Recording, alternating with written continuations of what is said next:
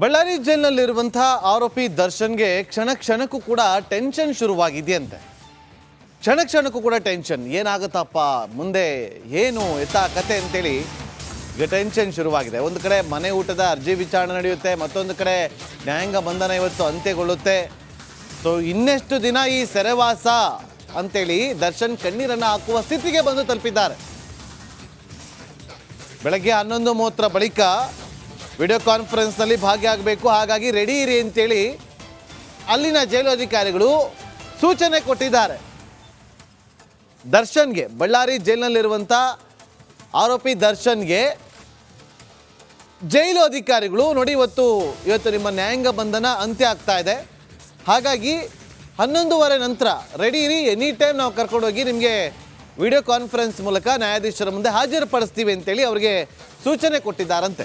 ಮತ್ತಷ್ಟು ಮಾಹಿತಿಯನ್ನು ಕೊಡೋದಕ್ಕೆ ನಮ್ಮ ಬಳ್ಳಾರಿ ಪ್ರತಿನಿಧಿ ರೇಣುಕಾರಾಧ್ಯ ಈಗ ನೇರ ಸಂಪರ್ಕದಲ್ಲಿ ಜಾಯ್ನ್ ಆಗಿದ್ದಾರೆ. ರೇಣುಕಾರಾಧ್ಯ, ಈಗ ಎಷ್ಟೊತ್ತಿಗೆ VC ಅಂದರೆ ನ್ಯಾಯಾಧೀಶರ ಮುಂದೆ ಹಾಜರುಪಡಿಸ್ತಾರೆ?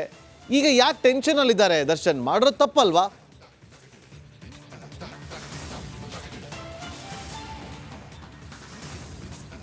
ಖಂಡಿತ ನಾಗೇಂದ್ರ ಬಾಬು, ದರ್ಶನ್ಗೆ ಇವತ್ತು ಕೂಡ ಟೆನ್ಷನ್ ಶುರುವಾಗಿದೆ. ಯಾಕಂದರೆ ಇವತ್ತು ಒಂದೇ ದಿನ ದರ್ಶನ್ ವಿಚಾರದಲ್ಲಿ 3 ಪ್ರಕರಣಗಳು ನ್ಯಾಯಾಧೀಶರ ಮುಂದೆ ಬರ್ತಾ ಇರತಕ್ಕಂಥದ್ದು. ಒಂದು ಬೇಲ್ ವಿಚಾರ ಆದರೆ, ಇನ್ನೊಂದು ಇವತ್ತು ಕಸ್ಟಡಿ ಅಂತ್ಯ ಆಗ್ತಾ ಇರತಕ್ಕಂಥ ಹಿನ್ನೆಲೆಯಲ್ಲಿ ಇವತ್ತು ಮತ್ತೆ ದರ್ಶನ್ ಅವರನ್ನ ನ್ಯಾಯಾಧೀಶರ ಮುಂದೆ ಹಾಜರುಪಡಿಸಿ ಮುಂದಿನ ವಿಚಾರಣೆಯ ಬಗ್ಗೆ ಮತ್ತು ಮುಂದೆ ಏನು ಕ್ರಮ ಕೈಗೊಳ್ಳಬೇಕು ಅನ್ನೋದ್ರ ಬಗ್ಗೆ ವಿಚಾರಣೆ ನಡೆಸ್ತಾರೆ. ಅದು ಇನ್ನೊಂದು ಕಡೆ ಬಳ್ಳಾರಿ ಅಂದರೆ ಮನೆ ಊಟಕ್ಕೂ ಕೂಡ ದರ್ಶನ್ ಅವರು ಅರ್ಜಿ ಹಾಕಿದ್ರು. ಆ ವಿಚಾರವೂ ಕೂಡ ಇವತ್ತು ಕೋರ್ಟ್ನ ಮುಂದೆ ಬರ್ತಾ ಇರ್ತಕ್ಕಂಥದ್ದು. ಹೀಗಾಗಿ ದರ್ಶನ್ಗೆ ಇವತ್ತು ಒಂದು ಮಹತ್ವದ ದಿನ ಅಂತ ಹೇಳಿದರೆ ತಪ್ಪಾಗಲಿಕ್ಕಿಲ್ಲ. ಈ 3 ವಿಚಾರದಲ್ಲಿ ಕೋರ್ಟ್ ಯಾವ ರೀತಿ ನಡೆಯನ್ನು ತೆಗೆದುಕೊಳ್ಳುತ್ತೆ, ಏನು ಸೂಚನೆಯನ್ನು ಕೊಡುತ್ತೆ ಅನ್ನೋದು ಬಹಳ ಪ್ರಮುಖವಾಗುತ್ತೆ. ಒಂದು ವೇಳೆ ಕಸ್ಟಡಿ ಅಂತ್ಯವಾಗ್ತಕ್ಕಂಥ ಸಾಧ್ಯತೆ ಇಲ್ಲ, ಬದಲಿಗೆ ಕಸ್ಟಡಿ ಮುಂದುವರಿಯುವ ಸಾಧ್ಯತೆ ಇದೆ. ಹೀಗಾಗಿ ಬಳ್ಳಾರಿ ಸೆಂಟ್ರಲ್ ಜೈಲಿನಲ್ಲಿ ಇನ್ನೂ ಸ್ವಲ್ಪ ದಿವಸ ದರ್ಶನ್ ಅವರು ಇರಬೇಕಾಗುತ್ತೆ. ಅದು ಕೂಡ ದರ್ಶನ್ ಅವ್ರಿಗೆ ಟೆನ್ಷನ್. ಆದರೆ ಇನ್ನೊಂದು ಕಡೆಗೆ ಏನು ಬೇಲ್ ಅಪ್ಲಿಕೇಶನನ್ನು ಇವತ್ತು ಹಾಕ್ತಾ ಇದ್ದಾರೆ, ಅದರ ವಿಚಾರಣೆ ಇವತ್ತು ಆಗೋದಿಲ್ಲ, ಜಸ್ಟ್ ಅಪ್ಲೈ ಮಾಡ್ತಾರೆ.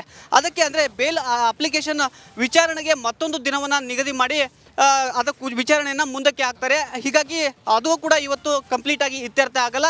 ಇನ್ನೊಂದು ಕಡೆಗೆ ಸಾಕಷ್ಟು ದಿನಗಳಿಂದ ದರ್ಶನ್ ಅವರು ಮನೆ ಊಟಕ್ಕೆ ಬೇಡಿಕೆ ಇಟ್ಟು ಮನವಿಯನ್ನು ಸಲ್ಲಿಸಿದ್ರು, ಅದು ಕೂಡ ಇಲ್ಲಿವರೆಗೂ ಈಡೇರಿಲ್ಲ. ಹೀಗಾಗಿ ಅದು ಕೂಡ ಒಂದು ರೀತಿ ಅವರಿಗೆ ಟೆನ್ಷನ್ ಅಂತ ಹೇಳಿದರೆ ತಪ್ಪಾಗಿಲ್ಲ. ಒಟ್ಟಾರೆಯಾಗಿ ಇವತ್ತು 3 ವಿಚಾರಗಳ ಬಗ್ಗೆ ಕೋರ್ಟ್ ಮುಂದೆ ದರ್ಶನ್ ಅವರು ಮನವಿಗಳನ್ನು ಮಾಡ್ತಾ ಇರ್ತಕ್ಕಂಥದ್ದು. ಇವೆಲ್ಲವೂ ಕೂಡ ಈಡೇರ್ತವಾ ಇಲ್ವಾ ಅನ್ನುವ ಟೆನ್ಷನಲ್ಲಿ ದರ್ಶನ್ ಇರ್ತಕ್ಕಂಥದ್ದು.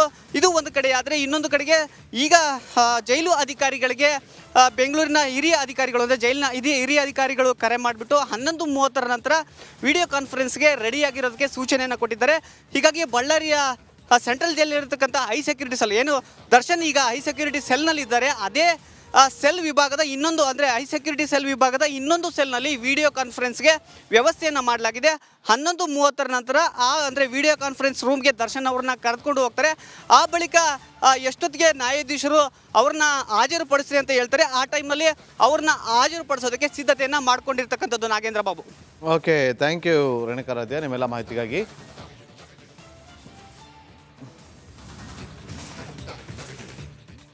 ಬಳ್ಳಾರಿ ಸೆಂಟ್ರಲ್ ಜೈಲಲ್ಲಿರುವಂತಹ ಆರೋಪಿ ದರ್ಶನ್ಗೆ ಕ್ಷಣ ಕ್ಷಣಕ್ಕೂ ಕೂಡ ಟೆನ್ಷನ್ ಜಾಸ್ತಿ ಆಗ್ತಾನೆ ಇದೆ.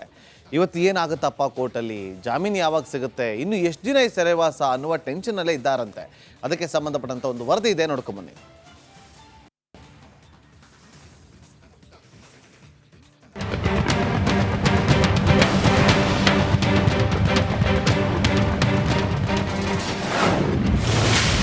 ದಾಸನ ವಿರುದ್ಧ ಸಾಲು ಸೆಕ್ಷನ್ಸ್ ದಾಖಲು. ಕೇಸ್ ಸಾಬೀತಾದ್ರೆ ಕಾಟೇರ ಲಾಕ್ ಫಿಕ್ಸ್. ರೇಣುಕಾಸ್ವಾಮಿ ಕೊಲೆ ಕೇಸಲ್ಲಿ ಲಾಕ್ ಆಗಿರೋ ದರ್ಶನ್ ಪರಪ್ಪನ ಅಗ್ರಹಾರದಿಂದ ಬಳ್ಳಾರಿ ಜೈಲಿಗೆ ಶಿಫ್ಟ್ ಆಗಿದ್ದಾಯಿತು. ಬಳ್ಳಾರಿ ಸೆಂಟ್ರಲ್ ಜೈಲಿನಲ್ಲಿ ನಿತ್ಯ ನರಕ ಯಾತನೆ ಅನುಭವಿಸುತ್ತಿರುವ ದಾಸನ ವಿರುದ್ಧ ಸಾಲು ಸೆಕ್ಷನ್ಗಳು ದಾಖಲಾಗಿವೆ.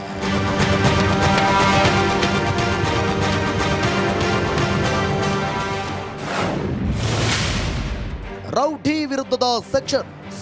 ನಂಬರ್ 1 IPC ಸೆಕ್ಷನ್ 302 ಅಪರಾಧ ಕೊಲೆ ಆರೋಪ, ಶಿಕ್ಷೆ ಜೀವಾವಧಿ ಅಥವಾ ಮರಣದಂಡನೆ ಮತ್ತು ದಂಡ. ನಂಬರ್ 2 IPC ಸೆಕ್ಷನ್ 363 364A ಅಪರಾಧ ಕಿಡ್ನಾಪ್ ಕೊಲೆ ಉದ್ದೇಶ, ಶಿಕ್ಷೆ ಜೀವಾವಧಿ ಅಥವಾ ಮರಣದಂಡನೆ ಮತ್ತು ದಂಡ. ಐಪಿಸಿ ಸೆಕ್ಷನ್ 201 ಅಪರಾಧ ಸಾಕ್ಷ್ಯನಾಶ, ಶಿಕ್ಷೆ 7 ವರ್ಷದವರೆಗೂ ಜೈಲು ಮತ್ತು ದಂಡ. ನಂಬರ್ 4 ಐಪಿಸಿ ಸೆಕ್ಷನ್ 506 ಅಪರಾಧ ಕ್ರಿಮಿನಲ್ ಬೆದರಿಕೆ, ಶಿಕ್ಷೆ 2 ವರ್ಷ ಜೈಲು ಅಥವಾ ದಂಡ. ನಂಬರ್ 5 ಐಪಿಸಿ ಸೆಕ್ಷನ್ 330 ಅಪರಾಧ ಮಾರಣಾಂತಿಕ ಹಲ್ಲೆ, ಶಿಕ್ಷೆ 7 ವರ್ಷದವರೆಗೂ ಜೈಲು ಮತ್ತು ದಂಡ. ನಂಬರ್ 6 ಐಪಿಸಿ ಸೆಕ್ಷನ್ 120A ಅಪರಾಧ ಅಪರಾಧಿಕ ಕೃತ್ಯ, ಶಿಕ್ಷೆ ಅಪರಾಧದ ಆಧಾರದ ಮೇಲೆ ಜೈಲು. ಐಪಿಸಿ ಸೆಕ್ಷನ್ 384 ಅಪರಾಧ ಸುಲಿಗೆ, ಶಿಕ್ಷೆ 3 ವರ್ಷ ಜೈಲು. ಐಪಿಸಿ ಸೆಕ್ಷನ್ 148 ಅಪರಾಧ ಮಾರಕಾಸ್ತ್ರಗಳ ಬಳಕೆ, ಶಿಕ್ಷೆ 3 ವರ್ಷ ಜೈಲುವಾಸ. ನಂಬರ್ 9 ಐಪಿಸಿ ಸೆಕ್ಷನ್ 120B ಅಪರಾಧ ಒಳಸಂಚು, ಶಿಕ್ಷೆ 2 ವರ್ಷ ಮೇಲ್ಪಟ್ಟ ಶಿಕ್ಷೆ. ನಂಬರ್ 10 ಐಪಿಸಿ ಸೆಕ್ಷನ್ 355 ಅಪರಾಧ ಒತ್ತಡ ಹೇರಿ ಹತ್ಯೆ, ಶಿಕ್ಷೆ 2 ವರ್ಷ ಜೈಲು ಶಿಕ್ಷೆ. ನಂಬರ್ 11 ಐಪಿಸಿ ಸೆಕ್ಷನ್ 143 ಅಪರಾಧ ಕಾನೂನು ಬಾಹಿರ ಸಭೆ, ಶಿಕ್ಷೆ 6 ತಿಂಗಳು ಜೈಲು ಶಿಕ್ಷೆ. ನಂಬರ್ 12 ಐಪಿಸಿ ಸೆಕ್ಷನ್ 147 ಅಪರಾಧ ಗಲಭೆ, ಶಿಕ್ಷೆ 2 ವರ್ಷ ಜೈಲುವಾಸ. ಐಪಿಸಿ ಸೆಕ್ಷನ್ 149 ಅಪರಾಧ ಗುಂಪಲ್ಲಿ ಸೇರಿ ಹಲ್ಲೆ, ಶಿಕ್ಷೆ ಅಪರಾಧದ ಆಧಾರದ ಮೇಲೆ ಜೈಲು. ಹೀಗೆ ಕೊಲೆ ಸಾರಥಿ ವಿರುದ್ಧ ಸೆಕ್ಷನ್ಗಳು ದಾಖಲಾಗಿದ್ದು ಬಳ್ಳಾರಿ ಜೈಲಲ್ಲೇ ದಾಸ ಲಾಕ್ ಆಗುವುದು ಫಿಕ್ಸ್ ಎನ್ನುವಂತಾಗಿದೆ. ಏನಾಗಲಿದೆ ಅಂತ ಸದ್ಯದಲ್ಲೇ ಕಾದು ನೋಡಬೇಕಿದೆ. Bureau report, republic Kannada. Devil Darshan ಈಗ ಹೈಕೋರ್ಟ್ ಮೆಟ್ಟಿಲೇರಿದ್ದಾರೆ. ಕಾರಣ ನಿರಂತರವಾಗಿ ವರದಿಗಳು ಪ್ರಸಾರ ಆಗ್ತಾ ಇರುವಂಥ ಹಿನ್ನೆಲೆಯಲ್ಲಿ ಅದಕ್ಕೆ ತಡೆ ಕೋರಬೇಕು ಅಂತ ಹೇಳಿ ಹೈಕೋರ್ಟ್ನಲ್ಲಿ ಅರ್ಜಿ ಸಲ್ಲಿಕೆ ಆಗಿದೆ. ಹೈಕೋರ್ಟ್ ಮೆಟ್ಟಿಲೇರಿರುವಂಥ ದರ್ಶನ್ ಪರ ವಕೀಲರು ಮಾಧ್ಯಮಗಳ ಸರಣಿ ವರದಿಗೆ ಬೆಚ್ಚಿ ಬಿದ್ದಂಥ ಕಾಟೇರ ನಿರ್ಬಂಧ ವಿಧಿಸುವಂತೆ ರಿಟ್ ಅರ್ಜಿ ಸಲ್ಲಿಕೆ ಆಗಿದೆ. ಚಾರ್ಜ್ ಶೀಟ್ನ ಗೌಪ್ಯ ಮಾಹಿತಿ ಬಹಿರಂಗಪಡಿಸಬಾರದು, ಈ ಬಗ್ಗೆ ಮಾಧ್ಯಮಗಳಿಗೆ ನಿರ್ಬಂಧವನ್ನು ವಿಧಿಸುವಂತೆ ಮನವಿಯನ್ನು ಮಾಡಿಕೊಂಡಿದ್ದಾರೆ. ರಿಟ್ ಅರ್ಜಿ ಸಲ್ಲಿಕೆ ಆಗಿದೆ ಹೈಕೋರ್ಟ್ನಲ್ಲಿ. ಚಾರ್ಜ್ ಶೀಟ್ನಲ್ಲಿ ಏನು ಉಲ್ಲೇಖ ಆಗಿದೆಯಲ್ಲ ಅದೆಲ್ಲವೂ ಕೂಡ ತನಿಖೆಯ ಭಾಗ. ತನಿಖೆ ಸಂದರ್ಭದಲ್ಲಿ ತನಿಖಾಧಿಕಾರಿಗಳು ಏನೆಲ್ಲ ಮಾಹಿತಿಯನ್ನು ಕಲೆ ಹಾಕಿದ್ರು ಅದು ಚಾರ್ಜ್ ಶೀಟ್ನಲ್ಲಿ ಉಲ್ಲೇಖ ಆಗಿದೆ. ಚಾರ್ಜ್ ಶೀಟ್ ಕಾಪಿ ಇವತ್ತು CC ಆಗಿದೆ, ಸರ್ಟಿಫೈಡ್ ಕಾಪಿ ಆಗಿದೆ. ಎಲ್ಲ ಆರೋಪಿಗಳ ಪರ ವಕೀಲರು ಕೂಡ ಸಿಗುತ್ತೆ.